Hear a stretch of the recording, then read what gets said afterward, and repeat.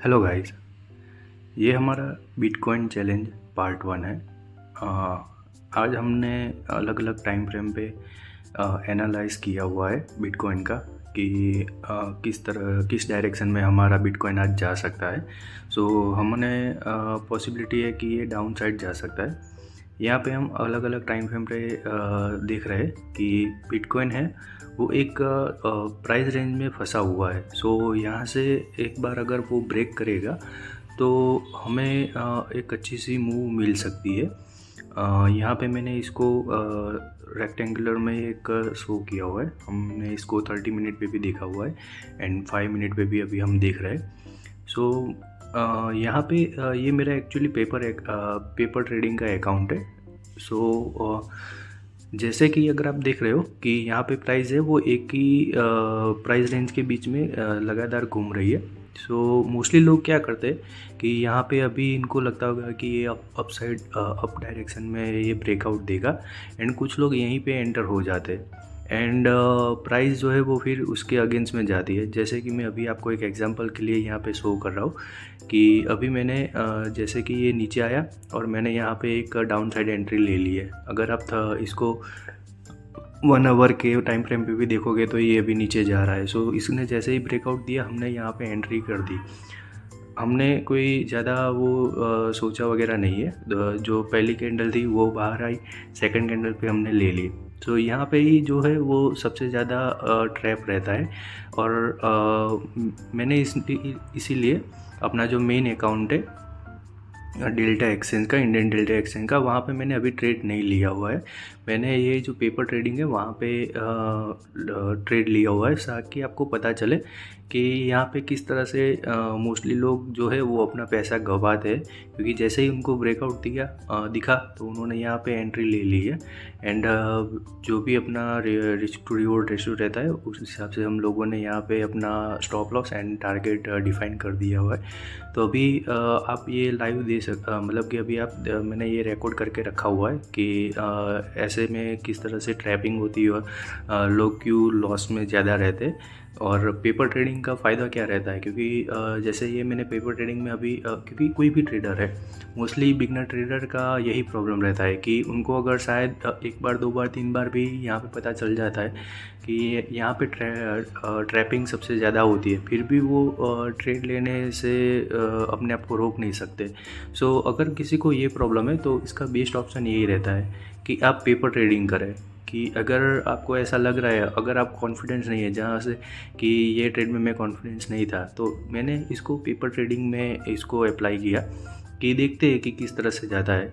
सो यहाँ पे मेरी जो अपने आप की जो एक है कि मुझे ट्रेडिंग करनी है तो वो भी हो जाता है। एंड सेकंड चीज़, अगर इसमें मुझे प्रॉफिट हुआ या लॉस हुआ तो उससे मुझे कोई इश्यू नहीं रहेगा। एक मुझे अपनी लर्निंग डेवलप होगी। तो आप ये देख लीजिए कि अभी तो ये मुझे प्रॉफिट शो कर रहा है, तो देखते हैं अभी हमारा ये टारगेट की तरफ जाता है या फिर लॉस की तरफ जाता है।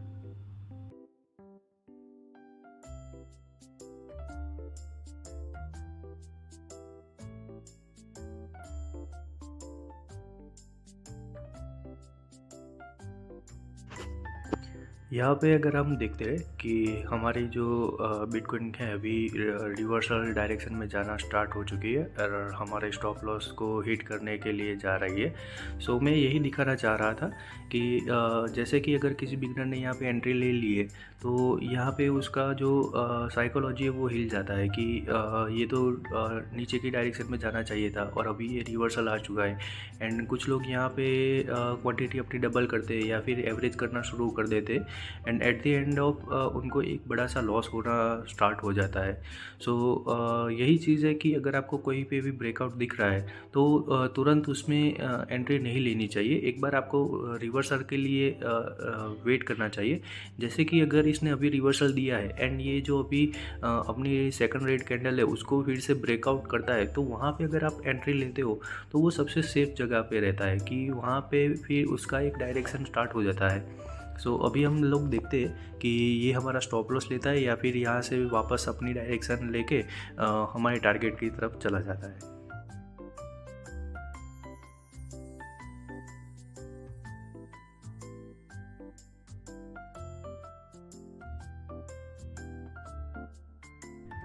और अभी हमारी जो ट्रेड है वो रिवर्सल हो चुकी है एंड ये हमारा टारगेट जो स्टॉप लॉस है वो ऑलमोस्ट हिट हो चुका है एंड हमें यहाँ पे 180 रुपीज़ का लॉस हो चुका है। सो अगर यही ट्रेड मैंने अगर बिटकॉइन में ली होती तो अभी हमारा जो लॉस है वो 180 प्लस उसमें एक ट्रेड लेते बाई या सेल करते तो 50 रुपीज़ ब्रोकरेज लगता है। सो ऑलमोस्ट हमारा जो है वो 300 रुपीज़ का लॉस हो चुका होता। सो वो हमारे जो हमने 1000 रुपीज़ ऐड किए हुए तो 30% का आज हमें लॉस हो जाता। सो अगर आपको अर्निंग करनी है तो ज़रूरी है कि आप प्रॉफिट में रहे। सो पेपर ट्रेडिंग का मैं आपको यही दिखा रहा था कि इसमें यही सारी चीज़ें प्रॉफिट रहती है कि आप उसमें अगर आप कहीं पे कॉन्फिडेंस नहीं है तो आपको वो एक अच्छी तरह से दे सकता है। अभी अगर आप देखोगे 30 मिनट्स या 1 आवर के टाइम फ्रेम पे तो ये पूरा एक रिवर्सल के लिए दिखा रहा है एंड अभी 5 मिनट है तो इसने जितने भी लोग हैं वहाँ से लिया हुआ है। और अभी पॉसिबिलिटी ये भी है कि ये जो कैंडल है पूरी वापस चली जाए हमारा स्टॉप लॉस लेके। तो अगर ये जैसे कि यहाँ पे 56,400 रुपीज़ है उससे नीचे जाती है तो अगर एक आप डाउन साइड के लिए प्लान कर सकते हो। अदरवाइज़ यहाँ पे फिर या फिर ये 56,900 के ऊपर जाती है तो आप एक ट्रेड ले सकते हो। अदरवाइज़ यहाँ पे ज़्यादा टाइम वेस्ट करने की ज़रूरत नहीं है। ये ट्रेड अगर आप देख रहे हो कि कैंडल जो एक ग्रीन कैंडल थी वो अभी रेड बन चुकी है एंड ये वापस से यहाँ पे अगर आप वॉल्यूम भी देखोगे तो एक अच्छा खासा वॉल्यूम भी जनरेट हुआ है। तो ये कहीं ना कहीं फिर से नीचे की ओर जाने के लिए ट्राई कर रहा है एंड यहाँ पे हो सकता है कि फिर से ये एक नेगेटिव ट्रेंड दिखाए या फिर अपने को ट्रैपिंग वगैरह हो भी सकता है।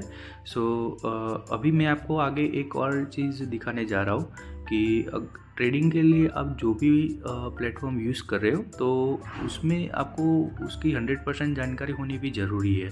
क्योंकि कई बार क्या होता है कि प्लेटफॉर्म पे किस तरह से ट्रेड प्लेस करनी चाहिए, किस तरह से लिमिट प्राइस रखनी चाहिए, कहाँ पे स्टॉप लॉस रखना चाहिए, कहाँ पे टारगेट रखना चाहिए, किस तरह से टारगेट को सेट करते हैं। कई बार किसी लोगों को उसमें बहुत ज़्यादा कन्फ्यूज़न हो जाता है एंड जब एक रैली स्टार्ट होती है तो कई बार बाय की जगह पे सेल बटन क्लिक कर देते हैं या फिर सेल की जगह पे बाय कर देते हैं या फिर लिमिट प्राइस ऐसे रखते हैं कि वो तुरंत ही हिट हो जाती है। तो उसकी वजह से भी बहुत सारे लोगों को लॉस होता है।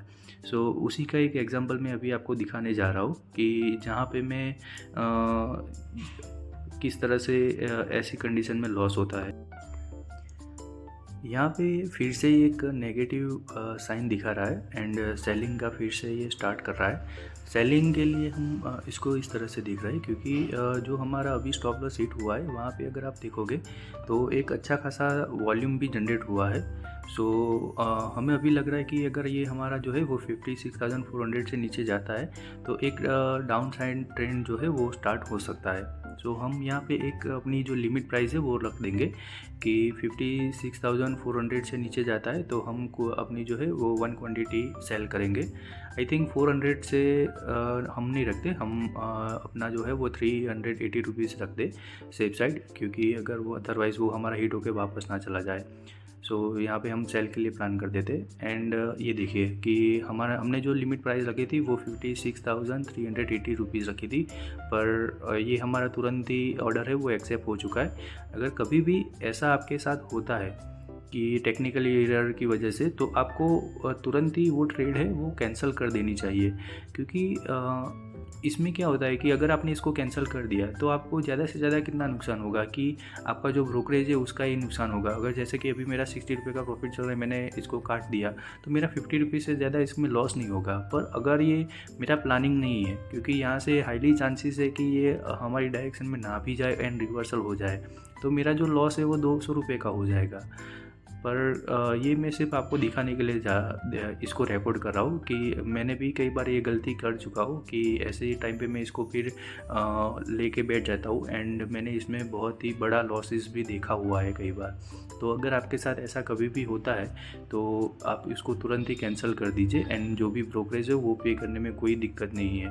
एंड अभी हम लोग देखते हैं कि इसमें किस तरह से हमारा प्लान है। हमारा प्लान इनिशियली वही रहेगा, अगर 56,400 से नीचे ये जाता है तो ही हम इसमें सेलिंग के लिए ट्राई करेंगे, अदरवाइज़ जो है इसमें हम कोई भी ट्रेड प्लेस नहीं करेंगे।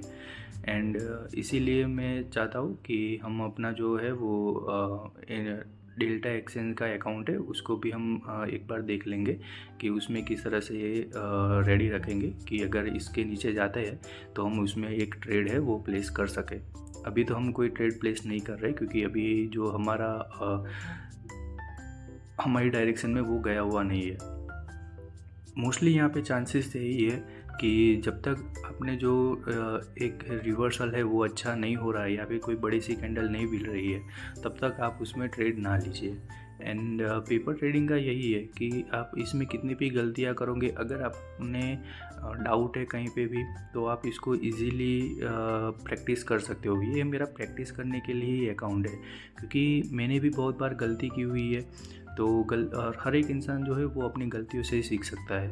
और मैं आपको यहाँ पे अपने एक्चुअली अकाउंट में जो जिन लोगों को है कि ओवर ट्रेडिंग का जो इश्यू है, तो ओवर ट्रेडिंग के लिए बहुत सारे लोग कहते हैं कि 1 दिन या 2 दिन ट्रेडिंग कीजिए या फिर किल स्विच दबा दीजिए, वो सारी चीज़ होती है। पर कई बार बहुत सारे लोग हैं उनसे वो चीज़ हैंडल नहीं होती है। तो अगर ऐसे कोई भी लोग हैं जो ये वीडियो देख रहे हैं कि जिनसे ओवर ट्रेडिंग होती है, तो ये आपके लिए एक अल्टरनेट ऑप्शन हो सकता है कि आप पेपर ट्रेडिंग में कीजिए।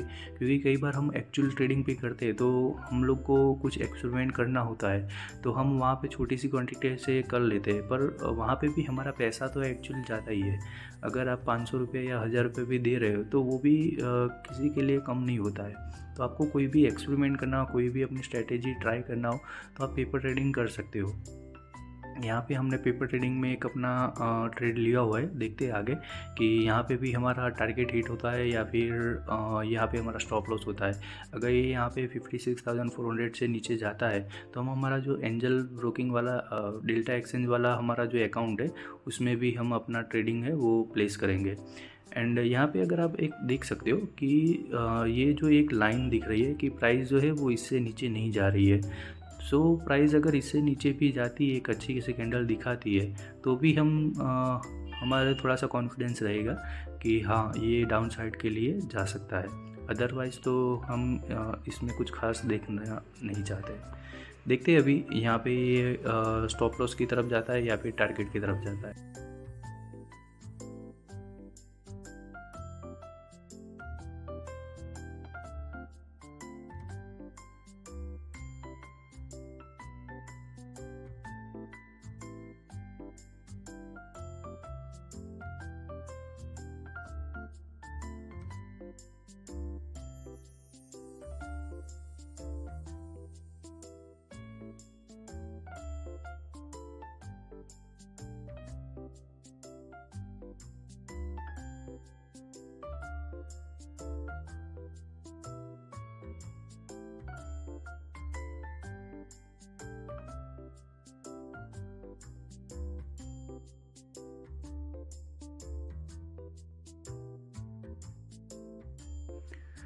फाइनली यहाँ पे हमारी जो ट्रेड है वो फिर से एक बार रिवर्सल हो चुकी है एंड हमारा जो स्टॉप लॉस है उसको हिट करने के लिए रेडी है। एंड ये अभी कभी भी हमारा स्टॉप लॉस जो है इसको हिट कर सकती है।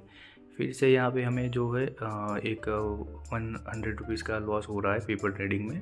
सो अभी आप देख सकते हो कि अगर आपने उसी टाइम अगर इसको क्लोज़ कर दिया होता तो आपको सिर्फ 50 रुपये का ही लॉस होता, और अगर आपने इसको कंटिन्यूस रखा तो आपको 100 रुपये का इनिशियल लॉस एंड उस पर ब्रोकरेज भी लग सकता था। तो कई बार कुछ डिसीज़न हमें लेने ही पड़ते हैं। अगर गलती हुई है तो उसको वहाँ पे ही ख़त्म करना सही है, क्योंकि हमारे में कहावत है कि हाथ काटना पड़े उससे अच्छा है कि उंगली को काट देना अच्छा है। तो ये चीज़ वैसी ही है, ये ट्रेड ऐसे ही थी कि वहीं पे अगर हमने इसको काट दिया होता तो हमारा जो है वो स्टॉप लॉस हिट नहीं होता एंड हमारा नुकसान नहीं होता। यहाँ पे आप अगर देख सकते हो कि जो हमने ट्रेंड पकड़ा था वो गलत नहीं था, वो पूरा डाउन ट्रेंड ही था कि सुबह से अगर ये डाउन साइड ही जा रहा था। पर जो हमारा एंट्री था वो हमने एक इश्यू की वजह से अर्ली हो गया। अगर ये 56,400 से नीचे जाता तो एक अच्छा सा डाउन ट्रेंड हम पकड़ सकते हैं।